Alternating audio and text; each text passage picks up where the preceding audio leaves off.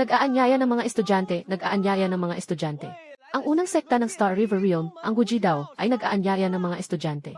Sumamba sa susunod na guro. Ipinapangako sa iyo ang isang hinaharap. Lahat ng magagandang diwata na dumaan, halika't tingnan. Ano bang mayroon ang Gujidao? Nangangahas na agawin ang mga tao. Sa ilalim ng mga mata ng pinakamagandang sekta sa Muyu Province, ang Yongki Immortal Palace. Hindi ka ba natatakot na parusahan ang palasyo ng mga Diyosa? Parusahan lang naman ang isang walang kwentang payaso. Ang batang ito ay si Linyan. 3 taon na ang nakalipas mula nang magpunta siya rito para magpasanib. Natuklasan na wala siyang kakayahan sa pag-aaral ng espiritual, isang walang silbing ugat. Dahil sa sobrang sama ng loob, nabaliw siya. Totoo nga. Sa paanan ng bundok, nagtayo siya ng isang sirang kubo na gawa sa dayami. May lakas ng loob na magpakilalang nagtatag ng pinakamalaking sekta. At walang hiya pang sinasabi na puro magaganda lang ang tinatanggap. Parang pala kang gustong kumain ng karne ng gansa. Pangit na nga, puro pakalokohan, hindi man lang sumilip sa sarili sa salamin. Kaibigan, makinig ka sa payo ko. Huwag ka nang magpahiya dito. Umuwi ka na lang at magtanim sa 2 ektarya ng lupa. Baka sakaling makapag-asawa ka pa ng simpleng babae at mag-cultivate ng immortalidad. Hahaha, hintayin mo na lang sa susunod mong buhay. Hahaha, isa na namang araw na walang napala. Hay naku, sistemang aso, sistemang aso. Talagang niloko mo ako ng husto. Sige na nga, tinanggap ko na ang sira kong ugat sa simula. Pero pinapagawa mo pa akong magtayo ng sekta na puro magaganda lang ang miyembro. Saka mo lang ako bibigyan ng gantimpala. 3 taon na, 3 buong taon. Kung hindi ko pa binungkal ang lupa sa tabi ng kubo para magtanim ng gulay. Bago pa ako makahanap ng alagad. Baka namatay na ako sa gutom. Sige na, tama na. Ni sarili ko nga, hindi ko kayang magsanay. Maghahanap pa ako ng alagad. Umuwi na lang kaya ako at magpahinga.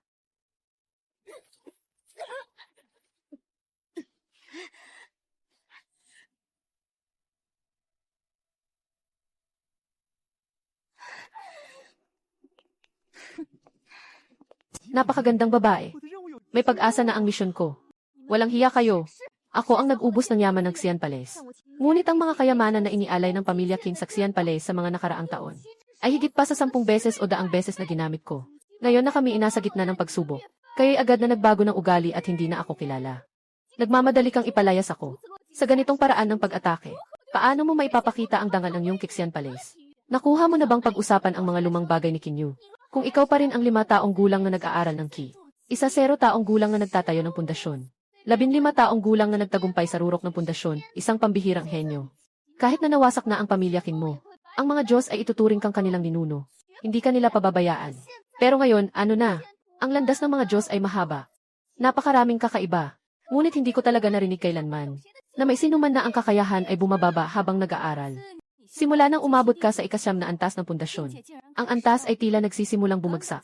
Sa loob ng 3 taon, mula sa 9 na antas ng pundasyon, ay bigla kang bumagsak sa unang antas ng paglikha ng Ki.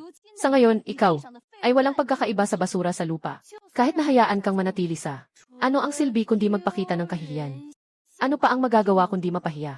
Sige, itataboy ako ng Xian Palace, tanggap ko na. Pero, Shen Feng, may kasunduan tayo. Noong panahon na iyon, nakapasok ka sa Xian Palace. Dahil sa tulong ng pamilya King ko.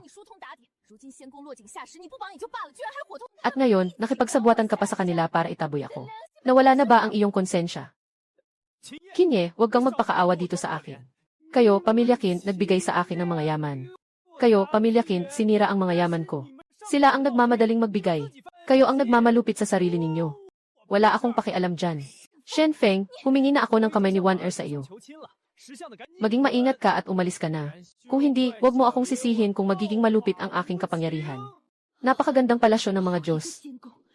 Magaling, Shen Feng. Tandaan mo, ako si Kinyu. 30 taon sa silangan ng ilog. Huwag maliitin ang isang mahirap na dalaga. Kapag ako'y naging makapangyarihan balang araw, siguradong babawiin ko ng daang ulit ang kahihiyan ko ngayon. Grabe, ang kwentong ito. Grabe, lumabas na ang mahihirap na huli ng mga batang babae. Ito na ba ang tamang template ng isang walang silbi na babae na nagbabalik sa kanyang kasal? Itong batang ito, may itinatagong singsing mula sa isang matandang lalaki, hindi ba? Ding dong. Nakita ang may-ari ng hindi mapaparam na katawan na hindi pa nakapasok sa sekta, si Kinyu. Para kay Kinyu, lumabas. Gantimpala sa pagtapos ng misyon. Nagkunwari ang sistema ng aso ng 3 taon. Pagkatapos bumangon, naglabas ng gantimpala. Walang kamatayang katawan. Sa pangalan pa lang, napakamakapangyarihan. Hindi dapat makialam sa mga bagay ng anak ng kapalaran. Sasalubungin ang galit ng langit. Isang magandang palasyo ng mga Diyos. Ang galing ng kilalang pamilya. Sila ay mga henyo. Kayo'y parang mga aso na sumusunod sa may kapangyarihan. Ngayon na sila ay bumagsak. Kayo'y walang awa na nagbago ng mukha. Walang ibinibigay na kahit anong pagkakataon. Sa ganitong asal, paano kayo magiging unang sekta sa Mensu? Puy, walang galang. Saan galing ang asong gala na naglalakas loob tumahol sa paanan ng palasyo ng mga Diyos? Mukhang sawang-sawa ka na sa buhay mo. Bakit, nasaktan ka ba agad nang matamaan ko ang kahinaan mo? Magandang binibini, ang palasyong ito ng mga Diyos ay puro hangin lang at bulag sa tunay na galing. Mas mabuti pang sumama ka sa sekta kong Ujidao. Basta tanggapin mo akong guro. Sisiguraduhin kong mabilis ang pag-angat ng iyong kapangyarihan. Ayusin mo ang mga mabahong isda at hipon na ito. Kasing dali lang ng pagpisil sa langgam. Naghahanap ng kamatayan.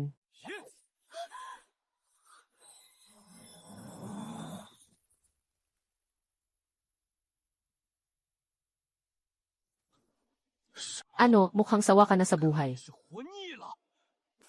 Sige na nga, isang walang silbi na kapatid na walang espiritual na ugat. Ang iwan sa kanya ng isang buhay ng aso ay awa na ng langit. Ang makipaglaban sa kanya ay magdudulot lamang ng dumi sa reputasyon ng langit. Ang guro ay nagtuturo kay Kinyu. Kinyu, ito ang iyong pangalan. Mula ngayon, wala ka ng kaugnayan sa Xian Palace. Kung hindi ka susunod ngayon, sa 3 taong darating na umaihiwu, maari kang sumubok sa bundok. Kung sa oras na iyon ay matatalo mo ako. Ako, si Jiang Wan-er, ay magpapakamatay dito mismo bilang paghingi ng tawad. Pero kung wala akong sapat na kakayahan, mas mabuti pang maghanap na lang ako ng isang ordinaryong lalaki at magpakasal. Sandali lang, binibini. Huwag kang magsalita ng sobra. Baka balang araw, mapahiya ka lang. Anong ibig mong sabihin? Matatalo ako sa walang kwentang yan. Sundin mo ako, anak. Sa kakayahan, si Kinyu ay parang siyam na langit na phoenix. Ikaw, sa pinakamainam, ay parang isang alagang manok. Kapag nag-away tayo, tiyak na mamamatay ka. Mukha ka namang okay. Bakit hindi mo ako gawing guro?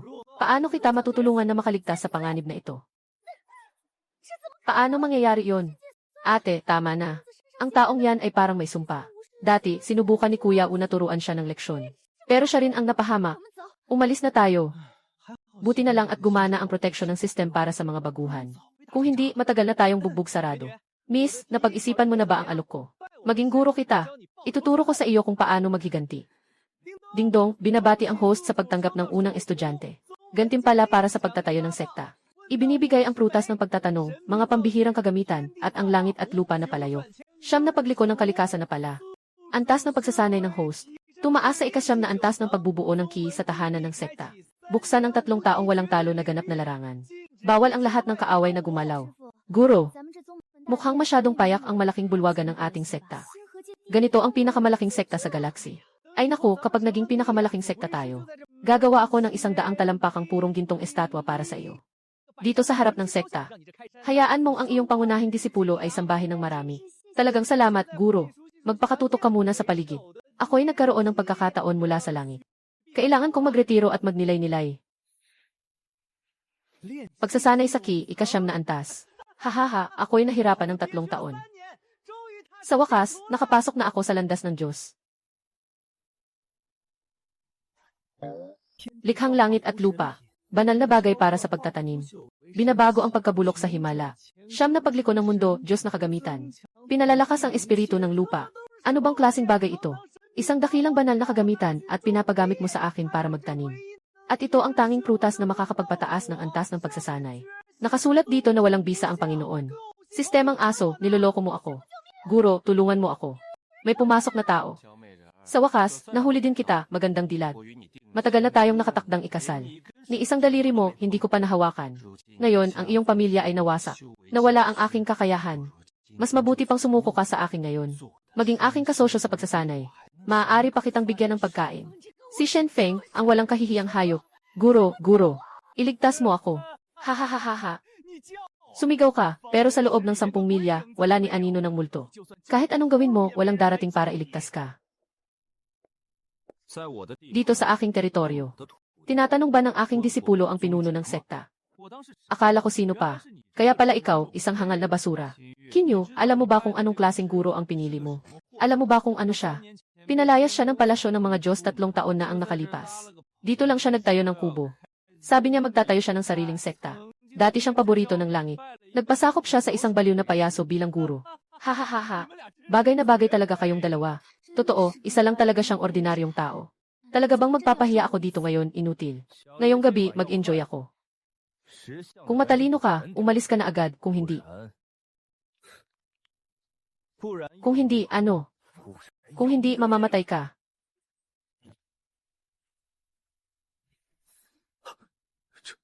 Anong nangyayari? Ang aking espiritual na lakas.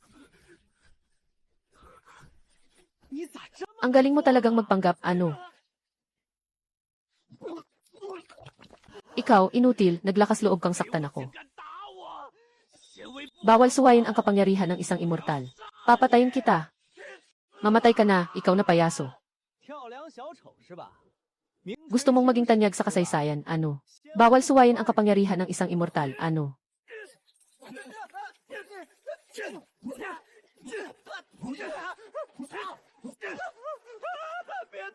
Tama na po, Lolo, wag niyo na po siyang saktan. Tama na po, sumusuko na ako. Patawad, please. Saan naman dito ang karaniwang tao? Si Shen Feng ay isang cultivator sa yugto ng Foundation Establishment. Walang laban kahit kaunti. Dapat ay isang makapangyarihang Yuanying. Maling-mali ang mga bulong-bulungan. Ang guro ay hindi isang walang silbi, kundi isang natatagong napakagaling na tao. Ang Yongkixen Palace ay ang unang sekta sa Muyunzhao. Kung walang pambihirang kakayahan ang guro, paano siya magkakaroon ng lakas ng loob na magtatag ng sekta sa ilalim ng mata ng Xian Palace? At nagtakda pa ng kakaibang tuntunin na tanging mga babaeng disipulo lamang ang tatanggapin. Itong sinasabing walang silbi na espiritual na ugat. Tiyak na ito ay isang ilusyon na nilikha ng guro upang linlangin ang iba. Tiyak na may iba siyang malawak na plano. Naloko ang mga hangal na akala nila ay matalino sa palasyo ng mga immortal. Nang murahin ni Shen Feng siguro at tawagin siyang inutil kanina. Halos naniwala ako sa mga kasinungalingang iyon. Yung mga nag-aakalang tanga siguro. Sila ang tunay na hangal. Tama na, wag niyo na siyang saktan.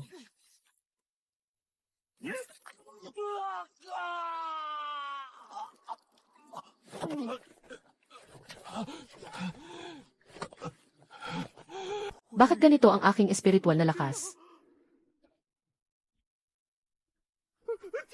Tigil, tama na. Ginoong Lin. Ako'y isang maliit na tao na hindi nakakaalam sa dakilang bundok. Pakiusap, pakiusap. Pakiusap, bigyan mo ako ng isang pagkakataon. Oh, kanina, hindi ba't sinabi ni Ginoong Shen na dapat kong malaman kung ano ang hindi dapat labagin sa kapangyarihan ng Diyos? Hindi. Ako'y isang langgam. Kayo ang tunay na Diyos. Ito ang lahat ng aking yaman. Lahat ito'y inaalay ko sa inyo. Isli, sa mga ganitong kalat, akala mo mabibili ang buhay mo. May ganitong kababang halaga ba? Aking disipulo, ang taong ito ay kilala mo. Ngayon, nandito siya para sa iyo. Anong gusto mong gawin sa akin? Ako ang may kasalanan sa nangyari ngayon. Hindi ko dapat pinagnasaan ka. Dahil magkaibigan tayo mula pagkabata. At may kasunduan tayong magpakasal. Hindi dahil sa pamilya ninyong Qin. At sa matagal ng pagkakaibigan ng pamilya natin, ang Shen. Patawarin mo na ako. Gusto ko na lang sanang wasakin ang walang hiya na yan. Pero si Shen Feng ay disipulo ng Xiangong. Kung dahil sa personal kong galit ay mag-away si Master at ang Xiangong, hindi ba't ako ang magiging pinakamasamang tao sa kasaysayan? Tama na, Master. Palayain mo na siya. Ang batang to, karapat-dapat nga siyang maging bida na maihawak ng script ng pagpapawalang bisa ng kasal. Ang paghihiganti ay kailangang gawin ng sarili mong mga kamay. May ugali ka, ha? Dahil ang mahal kong alagad ay nagsalita na. Umalis ka na. Pero tandaan mo ang nangyari ngayon. Kung susubukan mo pangguluhin ang mga tao ng Wujidao, mag-ingat ka, baka mapugot ang ulo mo. Maraming salamat, Pangulong Lin. Salamat, Qin Shaimi.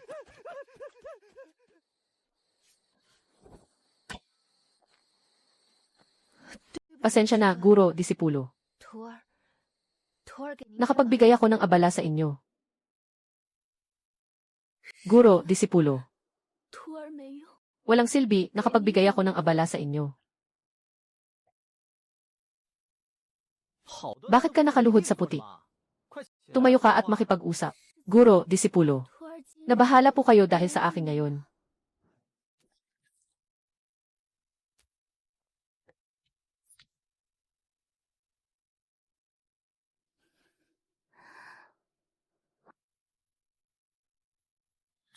Ang ganda ng batang babae na ito, sobra naman. Hindi sapat ang nakakapang-akit ng buong bansa para ilarawan siya. Guro, linawin mo ang sinasabi mo. Ano ang ibig sabihin ng nabahala? Si Shen Feng ay panlabas na disipulo ng Cloud Sparrow Immortal Palace. Ngayon, tumulong siguro para sa akin. Binugbog siya ng malubha. Ang palasyo ng mga immortal ay laging nagtatanggol sa sarili nilang tao. Hindi sila basta-basta susuko. Kakapasok ko palang bilang disipulo kahapon. Ngayon, nadala ko na agad ng ganitong malaking gulo si Master. Talagang karapat-dapat lang akong mamatay. Ang sinasabi mong nadamay, ito lang ba yun? Hahaha. Yung batang iyon ay naglakas loob na pumasok sa aking bundok at nilapastangan ang aking disipulo. Huwag sabihin na may galit siya sa iyo. Kahit na wala siyang galit, syempre ipapatayin ko siya ng walang awa. Ako si Linyan bilang pinuno ng sekta. Kung hindi ko kayang protektahan ang sarili kong disipulo, ano pang silbi ng pagtatayo ng sekta? Tungkol sa iyong Qixian Gong, wala akong pakialam kung anong uri ng Yuanying na tunay na tao ang darating. O kahit pa isang makapangyarihang Huashen na ninuno. Basta't mga silang tumapak sa teritoryo ng Wujidao ko. Tiyak na hindi na sila makakabalik. Ang Huashen ay isang antas na. Hindi kayang abutin ng napakaraming tagapagsanay sa buong buhay nila. Ang Yongki Immortal Palace ay naging pinuno. Dahil din sa Huashen Elder na nagbabantay roon. Ang guro ay tila minamaliit sila. Hindi kaya ang guro ay nasa pinakamataas na antas ng paglinang bago mamatay si Po Jianfei. 3 taon ang binigay ng sistema bilang proteksyon sa mga baguhan. Ganap na walang talo ang teritoryo. Sa loob ng 3 taon, walang sinumang maglalakas loob gumamit ng mahika sa lugar ko. Hindi lang mga Diyos ng pagbabago. Kahit ang tunay na mga Diyos na bumaba sa mundo. Sa sarili kong maliit na lupain. Wala kang magagawa kundi tiisin ang palo ng asarol.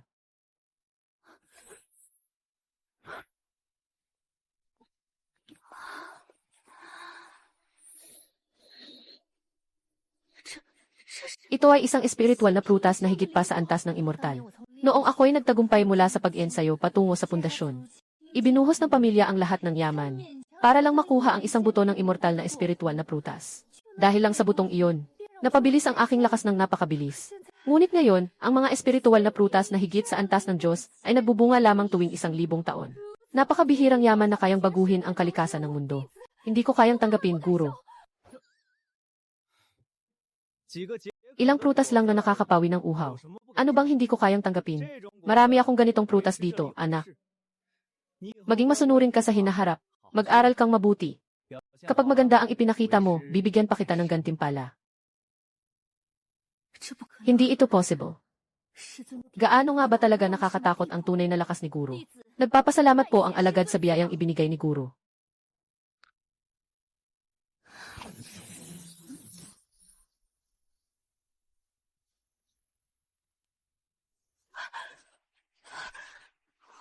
Ang aking lakas.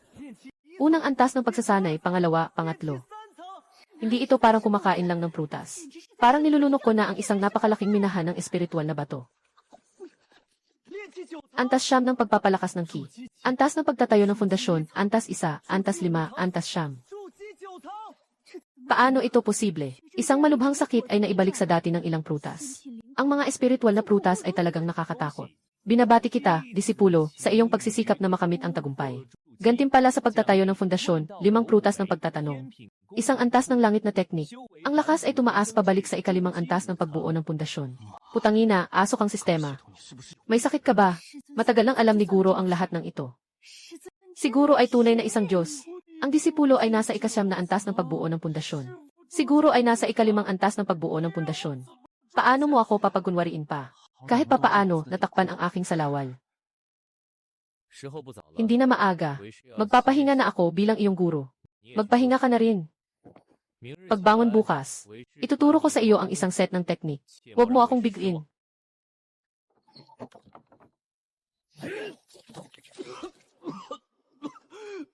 Elder Mo, kailangan mong ipaglaban ang iyong disipulo. Ang itsura mo ay talagang nakakalungkot. Anong klaseng sitwasyon ito? Sino ang may gawa nito? Elder, ngayong araw ay inatasan ako ng iyong utos. Upang paalisin si Kinyu na walang silbi mula sa bundok. Sino ang mag-aakalang? Bago siya umalis, nagkaroon siya ng masamang balak. Ninakaw niya ang pamana ng pamilya ko. Pero hindi lang niya ito ibinalik. Nakipagsabuatan pa siya doon sa itinakwil ng sekta na si Linyan. Na nagtatayo ng kubo sa paanan ng bundok at nanlilinlang ng tao. Sinubukan pa nilang patayin ako. Elder, nangahas silang pumatay mismo sa paanan ng gate ng Xiangong Mountain. Hindi lang nila ako binastos. Ito ay malinaw na paglapastangan sa inyong kapangyarihan. Na nilalapastangan ang libu-libong taon ng reputasyon ng aming Yongqixian Palace. Nagmakaawa ang disipulo na si Ginoong Mo ay magbigay ng katarungan. Na personal na lumabas, at hulihin ang masamang si Kinyu, at ang walang muwang na sinungaling na walang silbi, at ibalik sila sa Xian Palace. Upang parusahan ng matinding parusa. Akala mo ba matanda na akong ulyanin? Noong araw, pumasok ka sa palasyo ng mga immortal gamit lang ang karaniwang ugat ng espiritu. Lahat iyon dahil sa pera ng pamilya Qin. Tuyo na ang dagat ng Qin ni Qin Yu. Mas mababa pa siya sa isang ordinaryong tao. At si Lin Yan, mas inutil pa ang ugat ng espiritu niya. Ikaw ay nasa yugto ng pagtatayo ng pundasyon. Paano ka matatalo ng dalawang walang kwentang tao? Sabihin mo kung paano ka nasaktan. Elder, pakiusap na tingnan. Talagang nasaktan ako ng mga iyon. Gumamit sila ng masamang kapangyarihan para ikulong ang aking Qi. At saka ano? At saka yung walang silbing espiritual na ugat na si Lin Yan. Hindi ko alam kung anong kababalaghan ang ginamit niya. Pero nagtagumpay na siyang magpanday. Siya sa atin ang disipulo. Hindi ito bagong pasok sa aura ng pagsasanay.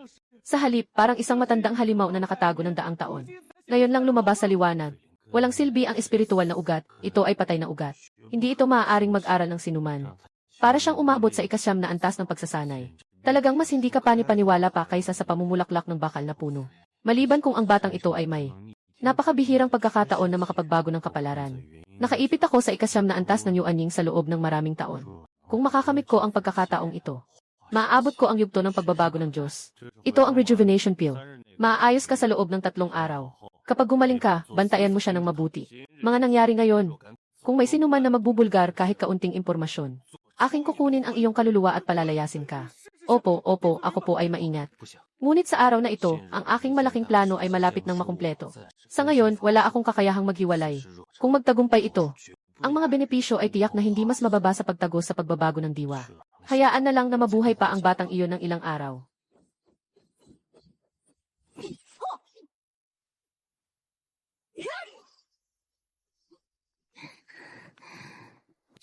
Itong batang babae, talagang hindi nakakabigo ang teknik na ibinigay ng sistemang hindi mapaparam. Matapos lamang ang 11 araw, ganito na ang lakas. Ang mas nakakainis pa ay, nakaabot siya sa gold core sa pagkain ng prutas. Ang sistema ng aso ay nagbigay sa akin ng kakayahan. Nakakabigla, naipit ako sa 9 na antas ng foundation establishment. Isang hakbang na lang at makakagawa na ako ng dan. Ngayon, ang aking disipulo ay isang jindan habang ako ay nagbuo pa lang ng pundasyon. May katwiran pa ba ito? Sumpaing sistema, binabati ko ang iyong mga ninuno at guro. Kamusta ang pagsasanay mo sa teknik na ito, disipulo? Medyo okay lang. Pero malayo pa sa tunay na diwa ng walang hanggang labanan. Kulang pa ng 3 bahagi ng init. Pakiusap, guro, magbigay ng tagubilin. Saan nagkamali ang disipulo sa pagsasanay? Sabihin mo kung ano ang ibig sabihin ng matinding laban. Ito ay tungkol sa tapang at pagsusumikap. Walang pag-aalinlangan. Masyadong mababaw ito. Hindi na ito maipagpatuloy. Daan ng pagsasanay. Mahalaga ang pagkaunawa. Ngayon, parurusahan kita na dalhin ang panghukay na ito para magbukas ng lupa sa likod ng bundok. Ang guro ay napakalalim at mahirap unawain. Tiyak na may malalim na kahulugan ang hakbang na ito. Sundin ko ang utos.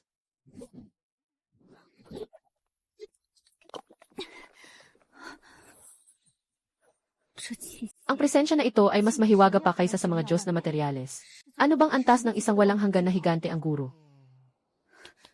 Hindi na ako dapat mag-isip ng kung ano-ano. Inutusan ako ng guro na magtanim sa espiritual na lupa.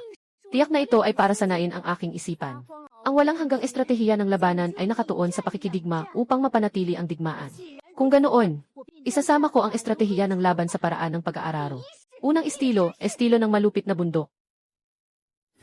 Alainan. Ikalawang anyo, estilong yulong. Pagsasama ng lambot at tigas. Ito ang tunay na laban. Naiintindihan ko na ang ikawalang anyo, estilong giksi.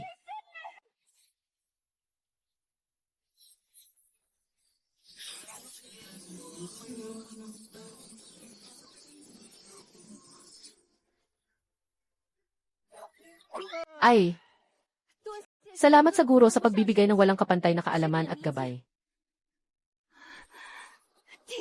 Nakaunawa na ang disipulo. Ano ang nangyayari? Paano nagkaroon ng ganitong masamang aura ang aking pamanang malaking espada? Babala, na-trigger ang emergency random hidden task. Mayroong matinding abnormal na alon na nadetect sa hilagang silangan ng sekta. Maaaring dalhin ng host ang kanyang disipulo upang magsiyasat. Tandaan, ang posibilidad ng kamatayan ay umabot sa 70%. Pumili, tanggapin o isuko.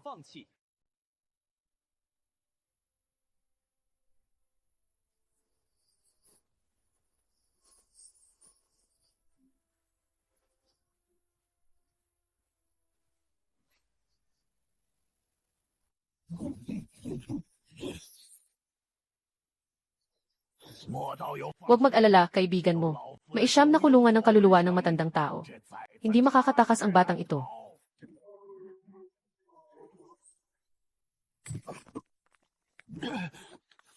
Magpakatatag ka, matandang demonyo ng dugo. Gusto nang makawala ng halimaw. Matandang demonyo ng dugo. Kung muli kang magtatago ng lihim, mamatay tayong lahat dito ngayon. Agad mong ilabas ang iyong litrato ng dugo. Sinasabi ng kaibigan ng demonyo na nagbibiro ka. Wala akong anumang dibuong dugo. Bumubula ka. Sa mga nakaraang taon, nagtatago ka sa paligid ng aking palasyo at nagnanakaw ng espiritu. Naiubos mo na ang mga nilalang sa loob ng daang milya. Kung hindi ka nag-aaral ng dibuong dugo, ano ang ginagawa mo? Ako'y nanumpa sa aking demonyong sining sa pamamagitan ng aking yuaning. Ngayon, kung ang aking mga mata ay tumingin sa iyo, kaibigan ng dugo, ito ay hindi makabuti.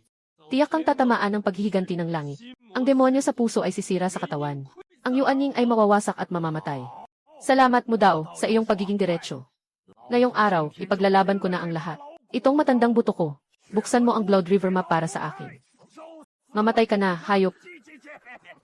Talagang malakas ang espiritu ng malaking halimaw sa panahon ng pagsasanay.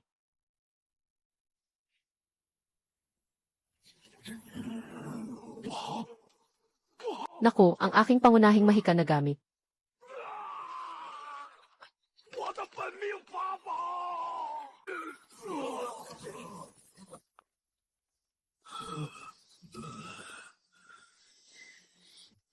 就是现在。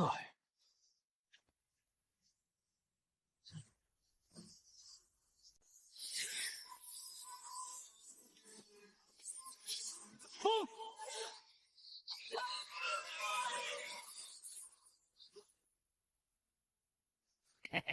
Hehe, napakagandang hayop ito.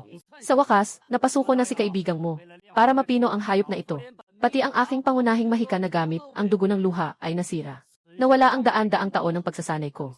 Mamaya, kapag hinati natin ang espiritu ng hayop na ito, kailangan mo akong bigyan ng mas malaking bahagi. Siyempre naman. Mowendo, ikaw. Anong ginagawa mo? Umabot ka na sa antas ng Yuanying. Pero napaka-inosente mo pa rin. Ako ay isang kagalang-galang na elder ng Cloud Sparrow Immortal Palace. Isang tunay na tao mula sa isang kilalang sekta. Paano ako makikipag-isa sa isang tulad mo walang puso at masamang kulto? Ito ay para na rin sa katarungan ng langit. Ay, ikaw. Papatayin mo ako. Hindi ba't nangako ka sa ilalim ng sumpang Yuanying? Kung papatayin mo ako, hindi ka rin makakataka sa parusa ng langit. Tiyak na mababaliw ka at mamamatay. Ganun ba? Hindi mo man lang nakita ang ilusyon na nilikha ng mahikang kasangkapan. Talagang kasing tanga ka ng baboy. Ang demonyong aura sa hayop na ito ay hindi pa sapat na dalisay. Tamang-tama, gagamitin ko ang daang taong malas mula sa iyong espiritu. Papalalain ko pa siya gamit ito. Pero kapag naubos ko na ang iyong kapangyarihan, magiging ganap na siyang akin. Pagsasanib. Gamitin ang Yuanying bilang pang-akit. Gawing materyales ang malaking demonyo. Kapag natapos na ang paglikha ng kaluluwa, ang hinaharap ko ay hindi lamang simpleng pag-akyat sa Diyos. Ngayon, ang daan patungo sa langit. Sa wakas ay akin na.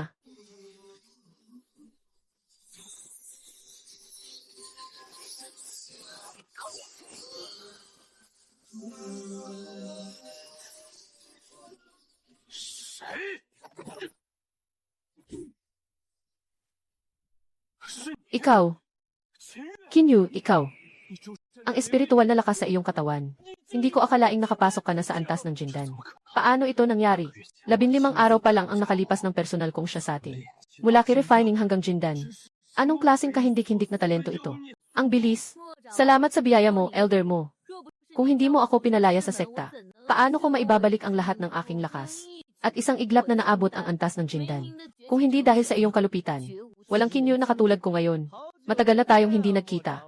Elder mo, hindi mo na ba ako natatandaan, itong maisirang espiritual na ugat? Linyan, ikaw na walang silbi. Dingdong, natagpuan na ng boss ng nakatagong misyon na si Mowenda ang host. Mangyaring patayin si Mowenda sa loob ng 30 minuto. Palayain ang nakatagas na demonyo.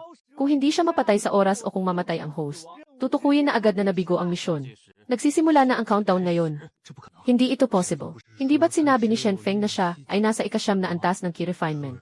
Kung talagang nasa yugto ng pagbuo ng enerhiya, bakit ako, isang siyam na antas ng Yuanying, ay hindi makakita sa kanya? Hindi ba't naloko si Shen Feng, ang tanga? Talagang isang nakatagong matandang halimaw ang batang ito. Walang dumating mula sa Xiangong. Ngunit kayo dalawa ang dumating. Nakatago ang inyong presensya dito. Ano ba talaga ang gusto ninyong gawin? Ano ang ginagawa mo dito? Siyempre, nandito ako para patayin ka. Tingnan mo ang magandang panahon. Kami ng aking guro ay lumabas lang para maglakad-lakad. Hindi ko akalain na makikita ko ang isang mataas na nakatatanda mula sa langit. Nakikipagsabwatan sa mga demonyo. Dito, palihim na nagtatakip ng selyo. Ay naku, kanina ay parang totoo ang narinig ko. Ang nakaselyo sa lutuan na ito ay isang espiritu ng demonyo sa antas ng pagninilay, di ba? Kung papatayin kita, hindi ba't magiging akin na ang kayamanan na ito? At saka, para maalis ang espiritu ng demonyo, una kang nakipagsabwatan sa masamang tagapagsanay. At pagkatapos ay nag-imbento ng dugo ng Yuanying na sumpa matapos gamitin siya. Pumatay sa likod, sa kasamaan at katakawan. Mas nakakahawa ka pa kaysa sa mga demonyong kalikasan, 100 beses. Kung papatayin kita, tiyak na magiging kabutihan ito para sa langit. At magdadala ng kabutihan sa mga tao. Isang anak na walang kwenta, puro kasinungalingan. Magpakamatay ka na, Jitsi.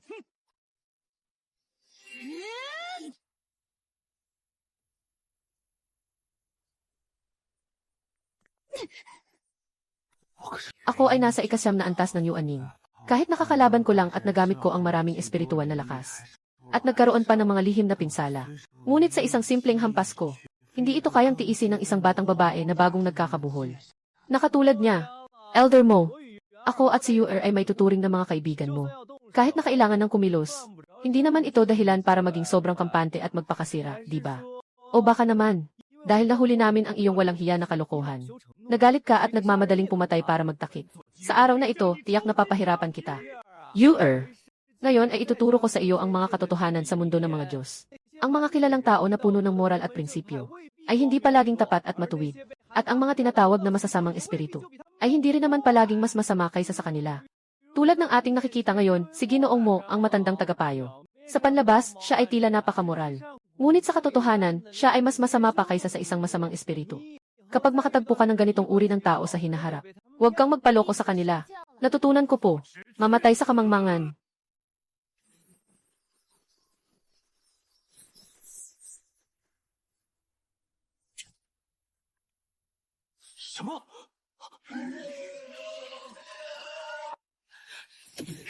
Sumpain ka, Feng. Bigyan mo ako ng magandang pagkakataon. Ngayon na ang pagkakataon ni Yuer, kunin mo ang kanyang buhay habang siya ay may sakit. Gamitin mo ang 8-dimensional na labanan na itinuro ko sa iyo. Patayin mo ang matandang malibog na ito. Ah, hindi matanda. Sundin ang utos.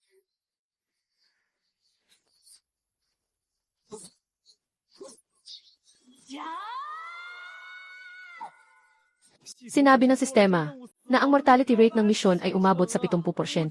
Ang aking pundasyon ay hindi. Ang antas ng Jindan ay parang libre lang. Kailangan munang subukan ng disipulo ng pangunahing babae. Yuer. Ikaw ay isang babaeng may pangunahing aura. Kailangan mong maging matatag talaga. Kung hindi ka kakayanin, maaaring kailangan ko nang umalis muna, Master. Sige na, labanan mo siya. Unang teknik ng 8 kapatagan na laban. Liang porma. Ang swerte naman. Ang mahiwagang anino ay nabuo mula sa Jade Essence. Ito ang lihim na panangga ng mga nakatatanda ng Jade Immortal Palace. Walang hiyang bata ka. Napilitan akong gamitin ang tanging panangga ko dahil sa iyo. Dapat noon pa kita pinatay ng isang hampas. Itong selyadong kadena ay espesyal na ginawa para sa mga katulad ninyong body cultivator. Itali siya. Dali, Ju, tumakbo ka. Ito ay isang bitag. Walang hanggan na labanan na kasanayan. Ikalawang estilo, liyab ng dragon. Anino ng mga hakbang. Sobrang pag-iwas. Maliit na kasanayan sa pagbabago ng estratehiya.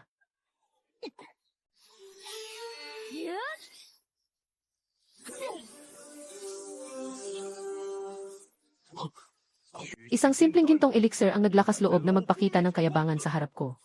Alainan. Ang takot ng mga cultivator sa Yuanying stage. Isang simpleng presensya lamang ang nagpasikip sa dibdib ni Kinyu.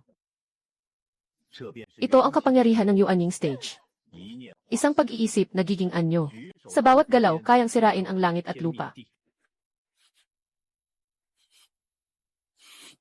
Kung sa tingin mo ay hindi mo kaya, umalis ka na lamang.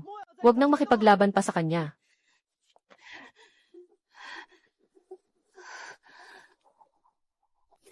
Inutusan ako ng aking guro na umatras. Siguradong nakita niyang nasaktan ako at naawa siya sa akin. Gusto niyang bumalik ako. Para siya mismo ang magtuturo ng leksyon sa matandang magnanakaw na ito. Lalo na't may guro akong napakalakas at pambihira, na nasa likuran ko upang magbantay at sumuporta. Isang hamak na matandang Yuanying lang naman ito. Ano ang dapat kong ikatakot?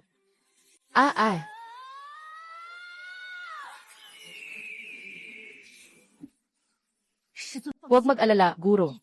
Hindi ko kayo bibigin. Hindi ko kayo pinabalik para tumakas. Hindi ko kayo pinapaputok ng todo. Huling pagsabog ng lakas. Sariling paghanap ng kamatayan.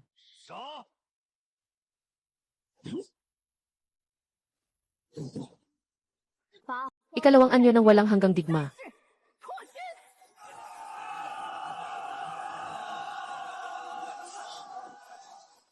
Anong klaseng lakas ito?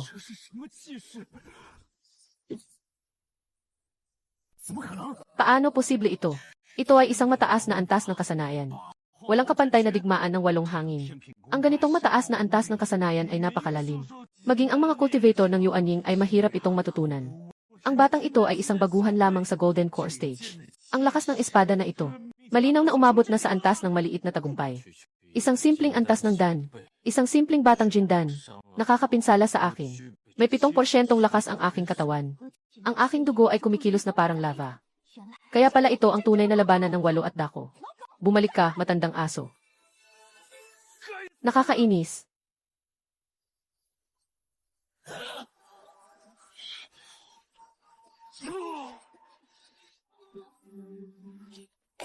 Labanan ng 8 rehiyon. Atake lang, walang depensa.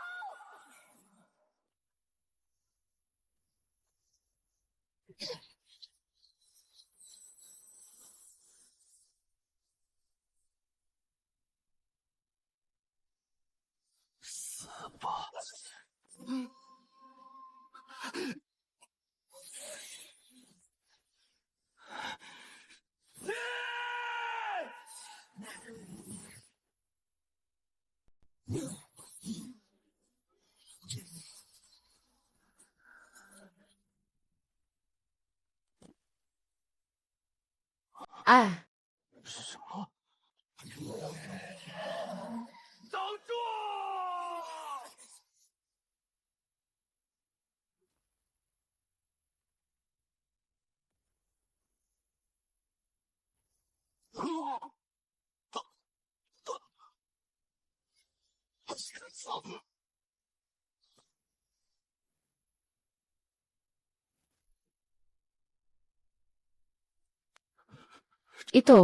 Ito ang kapangyarihan ng isang mahiwagang kagamitan.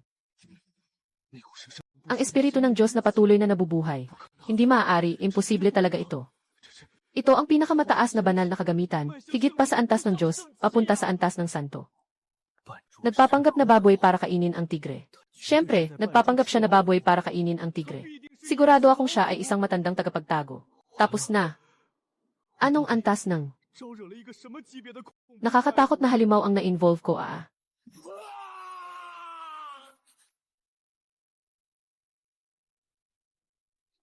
Guro, estudyante. Walang silbi, hindi ko napatay ang matandang magnanakaw ng personal. Nakapahiya ako sa iyo. Shit.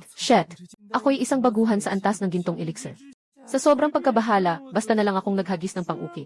Hindi ko akalain na mapapatay ko ang bahagi ng matandang halimaw. Ang matandang magnanakaw ay tinatawag na malaking sistema ng pagwasak. Wala nang oras. Panahon na para sa aming leader na personal na lumabas at magpaka-cool. Anong pinagsasabi mo, tanga ka talaga? Yang matandang yan ay isang makapangyarihang tagapagsanay sa antas ng Yuanying. Kakapasok mo pa lang sa antas ng Jindan. Nagawang mo siyang itulak sa sukdulan na napilitan siyang pasabugin ang sarili at malubhang masugatan.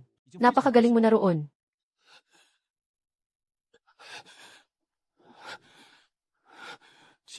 Kung ganun kalakas ang asaro na ito, hindi na ako magpapakumbaba pa.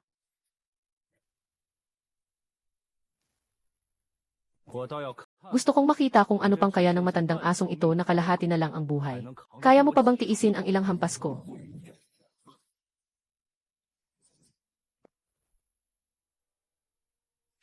Ginoo. Huwag kang kumilos. Walang silbi ang mga mata ng maliit na tao. Nakita kong hawak ng Ginoo ang makapangyarihang sandata. Tiyak na ito ay mula sa mga makapangyarihang nilalang ng banal na lupa. Nakaabala ako sa iyong kadakilaan, Ginoo. Talagang karapat-dapat akong mamatay.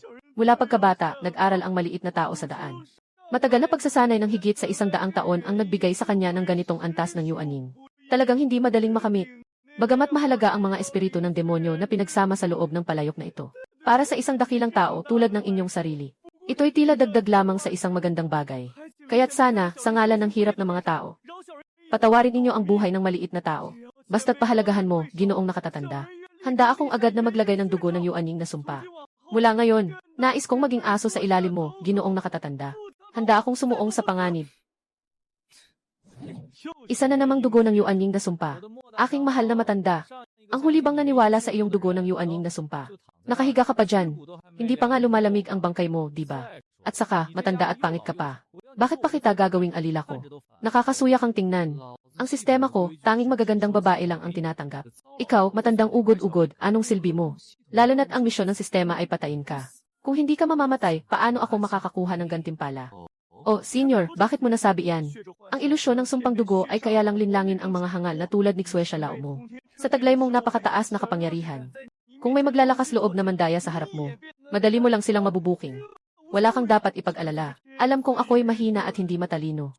Ang isang simpleng Yuanying ay talagang hindi karapat-dapat na sumunod sa inyo. Kahit pahintulutan ninyo akong sakupin ang espiritong demonyo na ito, kaya ko agad nalampasan ang hadlang at maging huwasyen. Sa oras na iyon, kahit kayo ay isang makapangyarihang ninuno sa yugto ng Heti, hindi ko na kayo mapapahiya sa inyong pangalan, hindi ba? Kung hindi pa rin ninyo ako gusto, may iba pa akong halaga. Matagal na akong namuno sa panlabas na sekta ng Cloud Sparrow Immortal Palace. Mas malalim ang pundasyon ng palasyo ng mga immortal. Ang mga pambihirang teknik at sagradong kayamanan ng sekta. Saan ito nakatago? Alam ko lahat ng detalye. Basta't palayain mo lang ako. Handa akong maging kasabwat mo sa loob. Makikipagtulungan ako sa iyo mula sa loob. At ibibigay ko sa iyo ang lahat ng kayamanang itinatago ng palasyo ng mga immortal ng Lark sa loob ng 1000 taon. Pasensya na. Dapat kang managot sa iyong mga aksyon. Bakit? Sobrang hindi naman mahalaga sa iyo ang demonyo sa palayok na ito. Bigyan mo ako ng isang pagkakataon. Ibibigay ko sa iyo ang kayamanan ng langit. Hindi ba ito mas kapaki-pakinabang kaysa patayin ako? Bakit? Bakit hindi mo ako bigyan ng kahit kaunting pag-asa? Kuya, kung sinabi mo lang na ipagpapalit mo ang kayamanan para sa buhay mo, baka pinatawad talaga kita. Pero isa lang akong mahina sa antas ng Jindan. Kailangan kitang patayin para sa hidden quest. Kaya pasensya na. Pakiusap, mamatay ka na. Ha? Swanshan Deket Yanli. Ngayon, kailangan lang magtiis ng kalahating insenso. Lunukin ang demonyong espiritu. Sirain ang salamin, maging Diyos. Kahit na masunog ang aking dugo, makakaligtas ako. Buksan ang kaluluwa bilang gabay. Salamin bilang tagapamagitan, siyam na ulap ng langit. Protektahan ang aking katawan.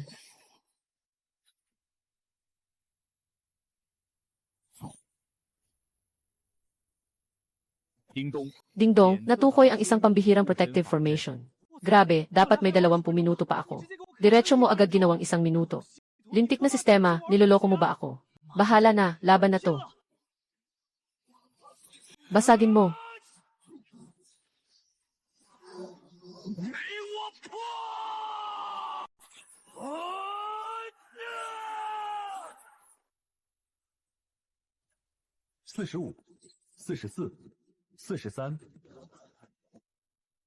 Basagin mo, durugin mo.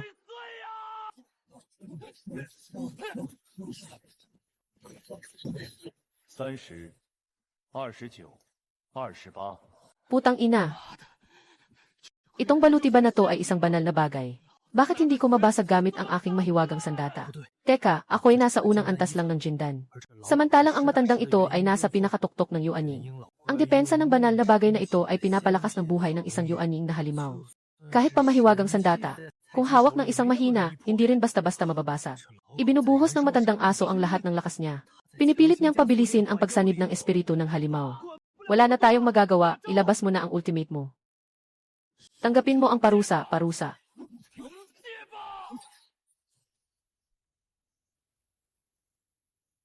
Tatlo, dalawa, isa.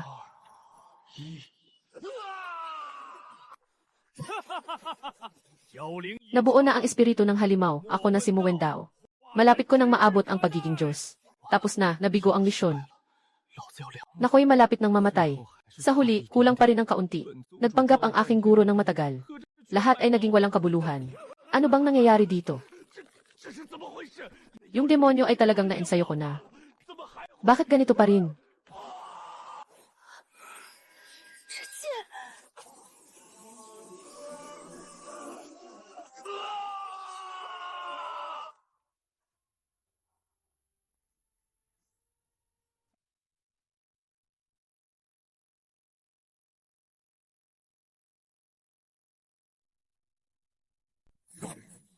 Mag-ingat ka, guro. Ano ba yan? Hindi ba't nalunok na yung demonyo?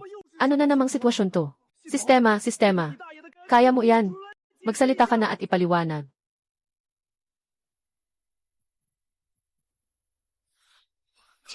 Talagang nasa bingit na tayo. Isang segundo na lang. Talagang maaalis na ang katawan ko. Kung masira ang katawan ko, hindi ko alam kung ilang libong taon pa ang hihintayin ko bago muling mabuo. Dingdong, binabati ang host dahil sa loob ng itinakdang oras. Matagumpay mong napatay ang nakatagong boss na si Muwen Dao. Napakawalan ang selyadong espiritu ng halimaw. Kahit sumabog ang matandang magnanakaw, bilang ko pa rin ang pagpatay. Ang espiritu ng halimaw na ito, ang Fox Spirit, siya ang gusto kong iligtas. Makakakuha ka ng nakatagong gantimpala sa pakikinig lang ng isang kwento. May ganitong swerte na parang langit na bumabagsak ng mga pi. Hoy, yung Fox. Sino ka ba talaga? Paano ka nakalusot mula sa katawan ni Muwenda? Nakilala ko na ang Ginoo. Ang pangalan ko ay Liu Qingqing. Ako ay mula sa angka ng siyam na buntot na Fox ng Qingqiu. 1,000 taon na ang nakalipas. Nakipaglaban sa matandang pinuno ng Yongkexen Palace. Hindi kayang sirain ng sinungaling na ito ang aking kapangyarihan. Ngunit siya'y nagnanais ng aking orihinal na inyang. Nais niyang pilitin akong makipag-ugnayan sa kanya sa masamang paraan. Mas mabuti pang mamatay ako kaysa sumunod. Kahit na ginamit niya ang mga madilim na paraan upang ikulong ako ng 1,000 taon. Ilang taon na ang nakalipas. Natuklasan ng batang si Mu Tianwen ang pinagbabawal na lugar. Talagang nagplano ang mga demonyong ito. Nagawing elixir at kainin ako. Buti na lang 3 taon na ang nakalipas. Nang hindi sila nagbabantay, nakapaghiwalay ako ng isang bahagi ng aking kaluluwa at nakatakas.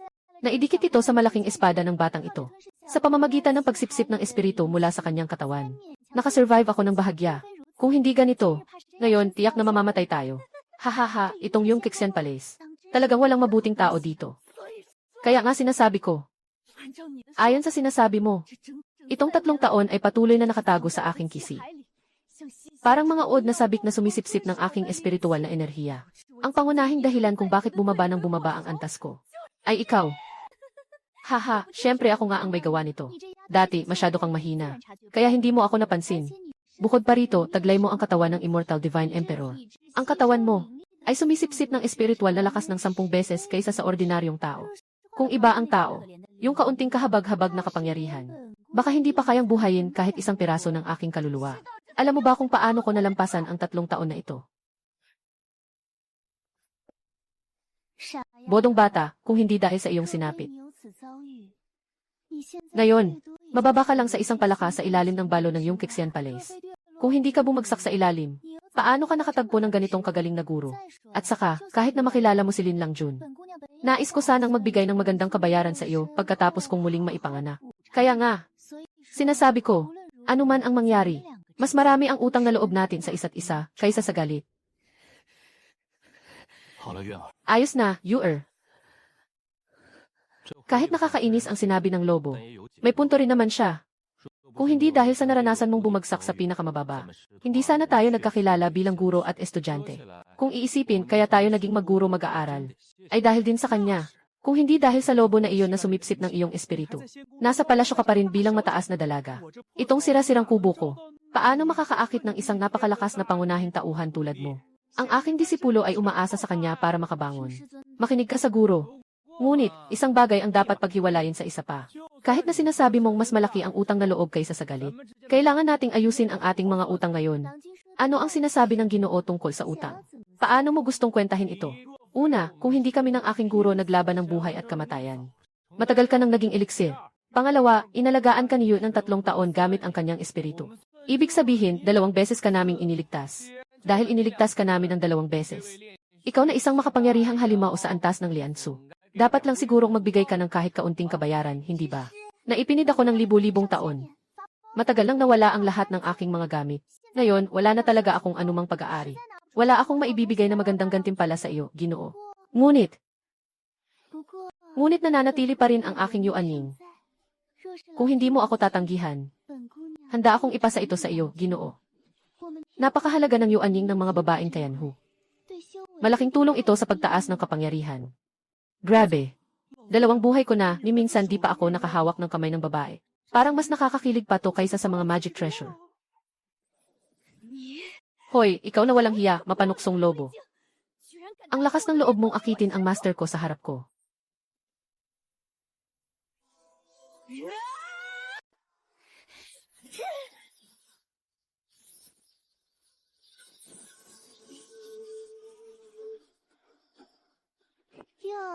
Uy, nagmamadali na ang maliit nating Yuer. Si Xiao Yuer ay sobrang kinakabahan at excited. Baka naman ito ay dahil sa kanyang guro. Na may mga di dapat na iniisip. Na mga saloobin ng isang dalaga. Kung ang isang estudyante ay nagkaroon ng masamang intensyon sa kanyang guro. Ito ay isang paglabag sa kaayusan. Haha, masyadong nakakabighani ang ganitong mga bagay. Ikaw pa, miss, natatakot akong hindi mo ito makayanan. Ikaw nagulo-gulo ang dila, patay na fox. Ano ang sinasabi mo? Ngayon, sisirain ko talaga ang iyong bibig. Sige na, huwag nang magulo. Yung tungkol sa pagsasanay, pag-usapan na lang natin iyon sa ibang pagkakataon. Wala ka talagang anumang mahika sa katawan mo. Wala bang mga teknik o ganoong bagay? Ang mga mahika ay talagang naubos na. Kung may masasabi mang mahika, ang natira na lang ay ang damit na ito. Ngunit kung ibibigay ko ito sa inyo, wala na akong maisusuot. Sa totoo lang, kung wala si Yuer, hindi naman ito imposible. Tungkol naman sa mga teknik, ang alam ko ay ang mga lihim na teknik ng King Q. Kung matutunan mo ito, baka tumubo ka rin ng mabalahibong buntot. Sino ang nagsabing ako ay isang marangal na tao? Gusto ko lang namang pag-aralan ang materyales. Kung ayaw mong kunin ang aking yuaning, huwag mo na rin kunin ang aking damit. Paano kung gawin mo akong alagad? Narinig kong ang sekta mo ay tumatanggap lang ng mga napakagandang babae bilang mga disipulo. Sa tingin mo, pasado ba ako? Sa wakas, nagparamdam na ulit ang sistema. Binabati kita, nakamit mo ang ultimate hidden reward. Opisyal lang binuksan ni Liu Qingqing ang bagong hidden main quest, tapak sa palasyo ng mga immortal. Matagal-tagal din pala. Ang ultimate reward pala ng hidden quest na ito. Kaya pala itong asong gubat na ito ay hindi magaling. Guro, ang demonyong lobo na ito ay maraming pakana. Hindi matuwid ang kanyang intensyon. Huwag mo siyang gawing estudyante. Mag-ingat ka sa pag-aalaga ng tigre. Tama ang sinabi ni Sister Yu, napaka-absurd. Saan ba ako hindi matuwid? Ako ay nakatali ng buong 1,000 taon. Halos na akong naging gamot ng matandang magnanakaw. Ngayon, bumagsak ang aking kakayahan. Ako ay katulad ng aking nakatatandang kapatid. Naghahanap ng proteksyon mula sa ating guro. Ano bang masama dito? Kapatid, baka natatakot ka na kapag tinanggap ng guro ang akin. Mawawalan ka ng mga yaman. Sister, huwag kang mag-alala. Kailangan kitang tawaging sister. Sa hinaharap, ikaw ang magiging malaki. Ako ang magiging maliit. Hindi ako makikipag-agawan sa iyo. Ano bang sinasabi mo? Tama na, pareho kayong tumigil. Patuloy pa rin ang sistema sa pag-alerto. Sa harap ko ay ang panganay na alagad na galit na galit. Sa paanan ko naman ay ang pangalawang alagad na sobrang mapang-akit. Putsa, anong pagtanggap ng alagad to? Ito'y parang eksena ng impyerno. Sige na, tama na. Tumayo ka na. Tinatanggap na kita. Binabati ang host sa pagtanggap kay Li Albedignan, ang siyam na buntot na langit na Soro, bilang alagad. Gantimpala, 1-0 piraso ng Wendaogo. Nakuha ang nakatagong misyon. Gantimpala, napakahusay na kagamitan, 5 elemento na bagwa furnace. Dahil sa bagong disipulo na si Liu Qingqing, nag-trigger ng karagdagang critical na hit. Tumaas ang antas ng pagsasanay ng host ng sekta sa ikalimang antas ng Jindan. Gantimpala, 1 piraso ng banal na gamot, dihang pagsasauli ng bone cleansing pill. Sa gradong liwanag ng unang simula, kung ma-upgrade ang pala na ito, hindi pa ako talagang walang talo. Ang mga sagradong elixir ay maaaring ganap na baguhin ang kapalaran sa pagsasanay. Grebe. Sui elixir, grabe. Grabe, sa wakas ay may espiritu na ako. Ang elixir na ito ay talagang ginawa para sa akin.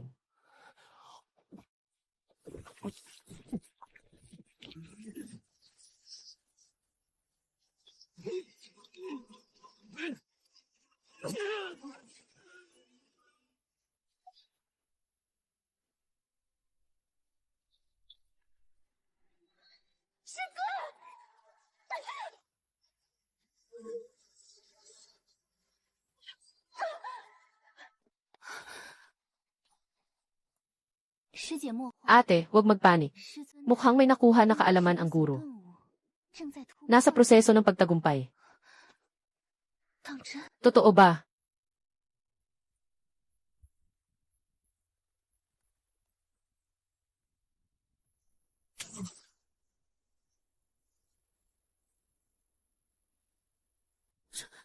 Ito ay ang Nine Heavens Crown. Ayon sa alamat, tanging ang pinakamataas na banal na bagay ang makakakilala sa kanyang tagapagmana. O kaya naman ang tunay na Diyos na nasa mahayana na nagtagumpay sa kanyang antas. Naghahanda na para sa paglipad. Isang nakakatakot na pangitain na lumalampas sa mga batas ng langit at lupa. Hindi kaya itong mukhang bata pa, na nakasuot ng simpleng damit na guro, ay isang tagong nilalang sa mundong ito, na malapit nang lumipad pataas bilang isang dakilang immortal.